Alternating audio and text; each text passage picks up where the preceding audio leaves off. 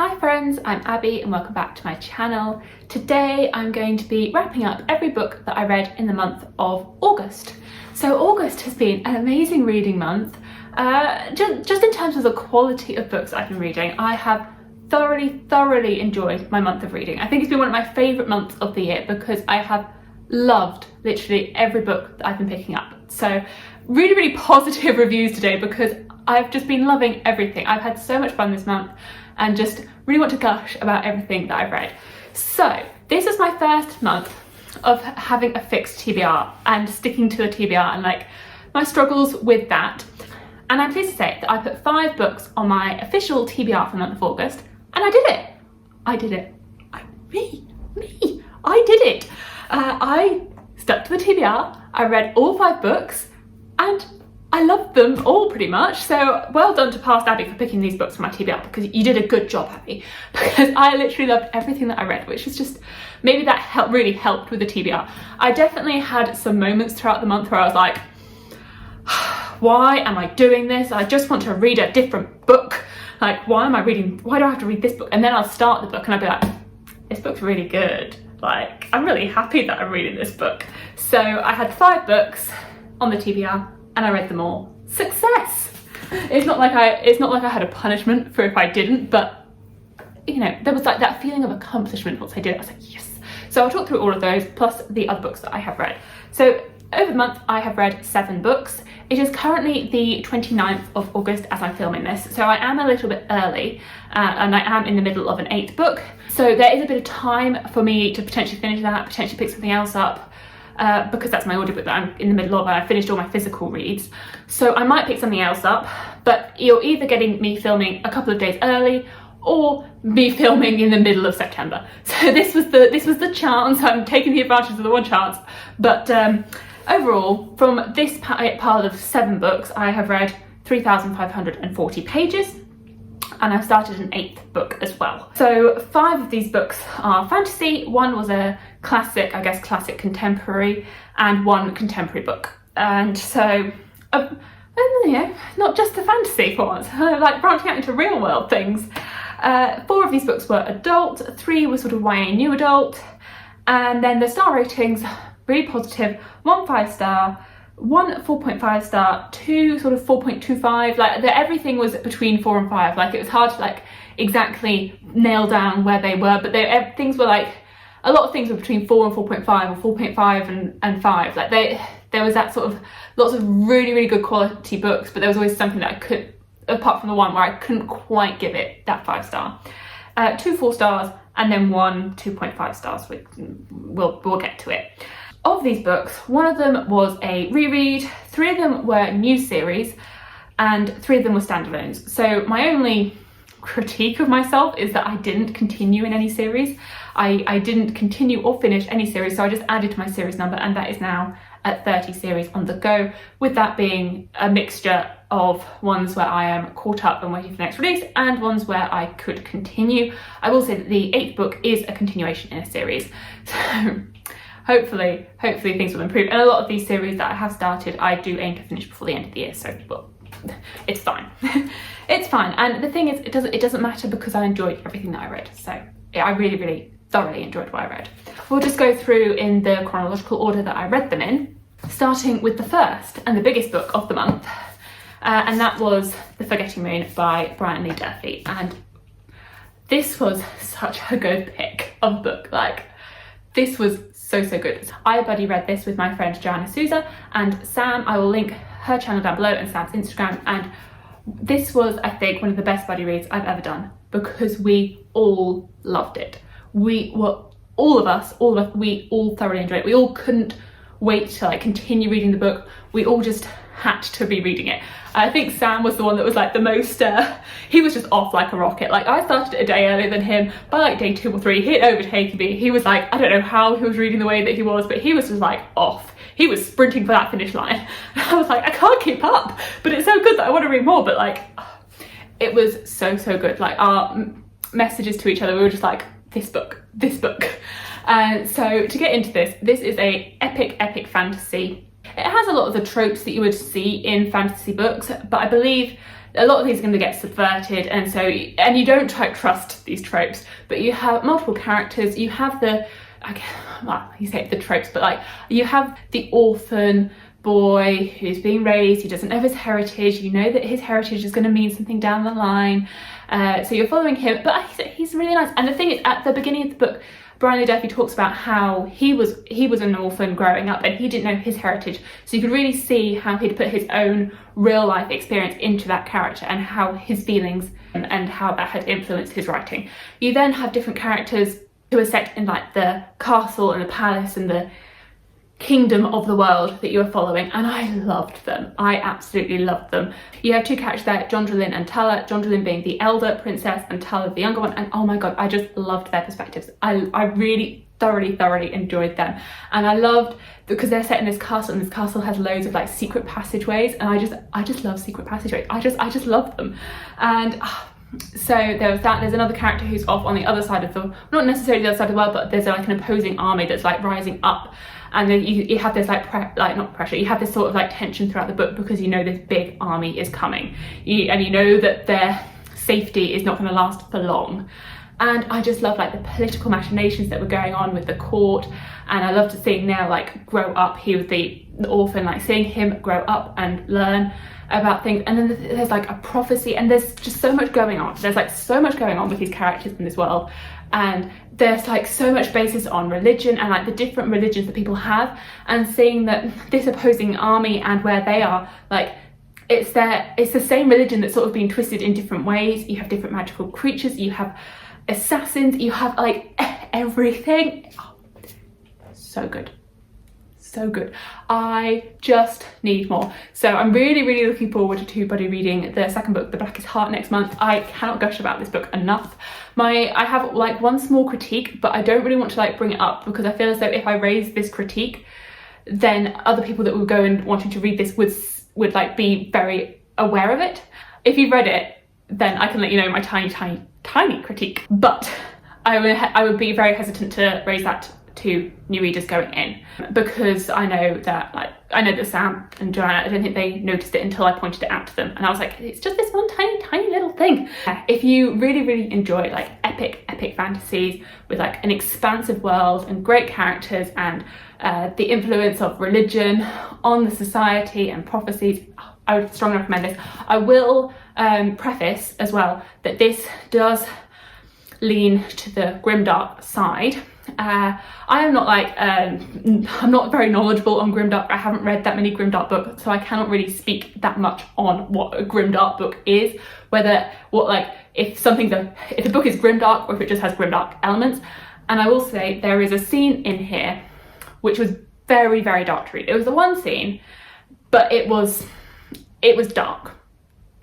And so if you are at all squeamish, and if you're not good with like things being cut off that shouldn't be cut off, then you may not enjoy that scene.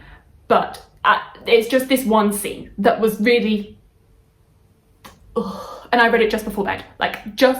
If I had known that scene was coming, I'd have waited until the morning, because then I was like, it's 11:30, what am I meant to do? I've just read this horrific scene and now I have to try and get to sleep, and it's not so I can do anything else because it's bedtime.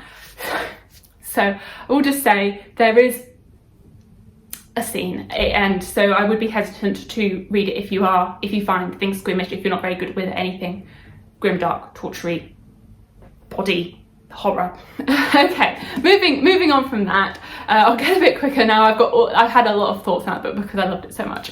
So moving on, I reread Serpent and Dove by Shelby Mahurin. The aim was to reread this and then continue the series, so that's what I still aim to do. I needed a complete refresher. I'd forgotten so much. This book it's just a lot of fun, and I needed that, especially after The Forgetting Me, which was a lot. But this is just a lot of fun. I listened to the audiobook for my reread. I found that fun. I found it's engaging. I don't feel as though I've got loads and loads of thoughts on this book. You're following a witch and a witch hunter, and they end up in an arranged marriage, and it's like enemies to lovers.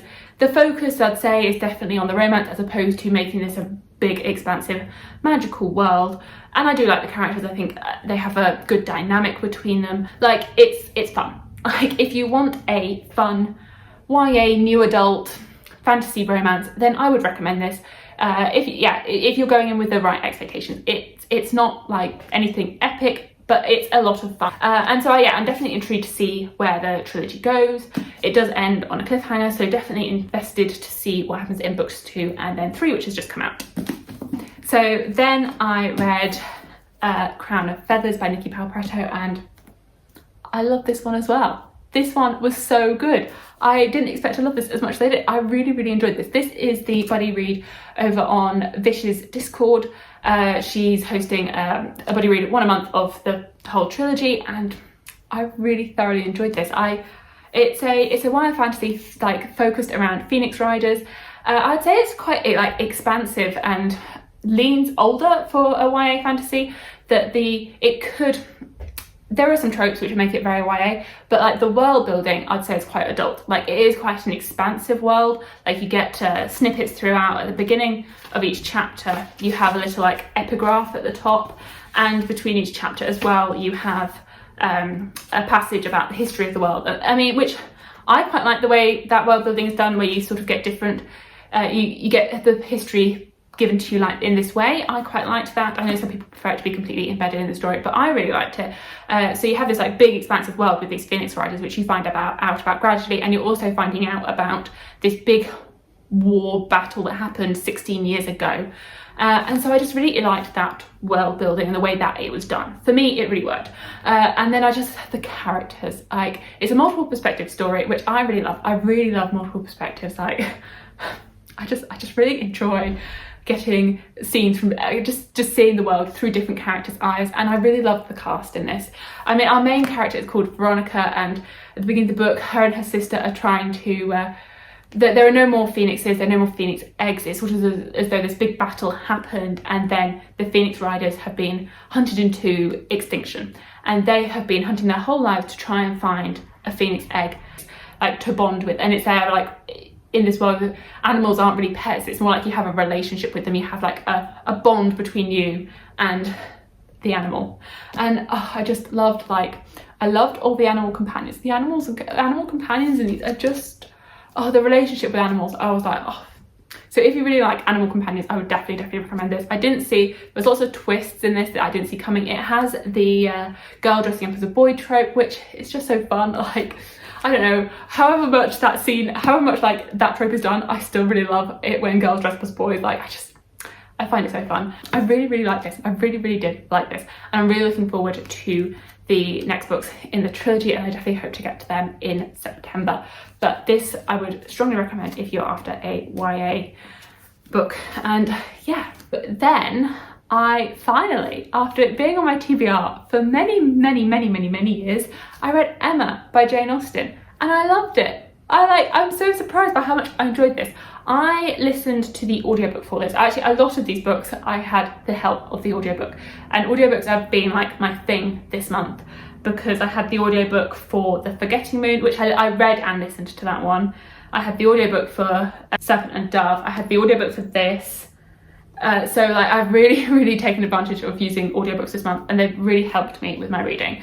But the audiobook for this, I think it made my experience. I was nervous going into this because I've read Jane Austen before. I've read 4 of her books and I've enjoyed them, but I've always had, I guess, some sort of distance to them, and I've had like the struggles because the writing style, it's not the way we speak nowadays. And so I did have that sort of struggle with it occasionally, but having the audiobook, it really brought the story to life for me. This book was so funny, and I think it was so funny because of the way Juliet Stevenson, the narrator, she did such a good job at doing the voices of the characters and bringing this story to life. And so if you were going to read Emma, I don't know if she does all the other Jane Austens, but she definitely does Emma, I would strongly recommend the Juliet Stevenson audiobook, because it was just, it really like heightened my reading experience of this. And I thoroughly enjoyed it. I mean, Emma is just annoying. Like, she's so annoying. You literally want to shake her and be like, you idiot.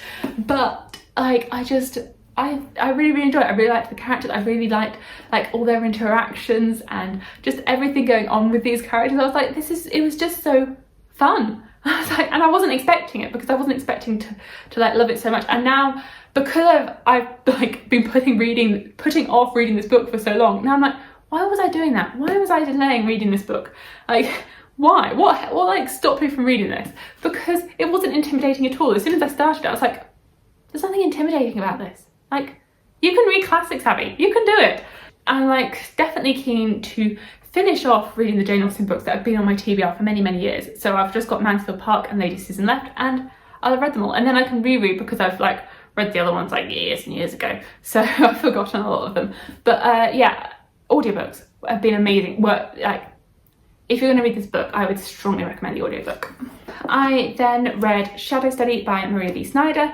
This is the first book in like the third trilogy in the Chronicles of Ixia world, but it's the 7th book overall, and this one was really good as well. Like, I think for me, Vish and Sam, we've been buddy reading these roughly one a month throughout the whole year, and I think for all of us, we found that the Glass trilogy, which goes in the middle, is the middle trilogy, was okay, but it didn't have like the same panaz as the first trilogy. So having this one, it really took us back to the level of that first trilogy, and our enjoyment of it was really, really high. We all thoroughly enjoyed this. This is the first one that is multiple perspectives, and I think that really, really helped the narrative. That there are three perspectives. There are three perspectives in this, and I think that just added a whole other level to this world. And I think that's what we all thoroughly enjoyed. We all thoroughly enjoyed having these multiple perspectives, and I think our critique of the Glass trilogy is that it in some ways felt as though there wasn't like a direct plot, or there wasn't like a plan. It didn't feel as though it was planned out. It felt like the story just happened, and Maria V. Snyder was like, this is what's going to happen, and blah blah blah blah. It didn't feel as though she had she knew what she was doing. Whereas this, it felt like she knew what she was doing. It felt like there was a clear direction. It felt as though this book it knew where it was going. It felt as though us as readers we knew where we were headed, and that it felt a lot better. I know that there was a big gap between this releasing and the last Glass book, so potentially I think it was like 5 years. She's probably grown as a writer between that time and was able to just grow as a writer. So we all thoroughly enjoyed this, and can't wait to continue reading this series with the Sam and Vish. Now on to the not so fast book. I read Malibu Rising by Taylor Jenkins Reid, and unfortunately I didn't love this book. I think I listened to this one on audiobook as well, and I think the audiobook was really well done. I liked the way this was narrated, I liked the audiobook, and I liked the setting, and I liked the way that the story was structured, that you have this countdown towards this event, and I mean the setting's Malibu. You have this countdown towards this event, and interspersed throughout you also have the history of this family and what's happened in their past following their like parents and then up until now. And so you could see how they've all got to where they are and what drives them as people. But throughout I was like, why are we telling these people's stories? Like, I don't really care about them. And I mean, like, there were aspects of their characters that I was like, oh, I care for you, and yeah, oh, okay, I feel for you. But I just didn't really need their story. Like, I just didn't really care for them as people to know their story. Like, I don't think it's badly written. I don't think there's anything like stylistically wrong with it. I just think there could have been, I don't know, more interesting characters.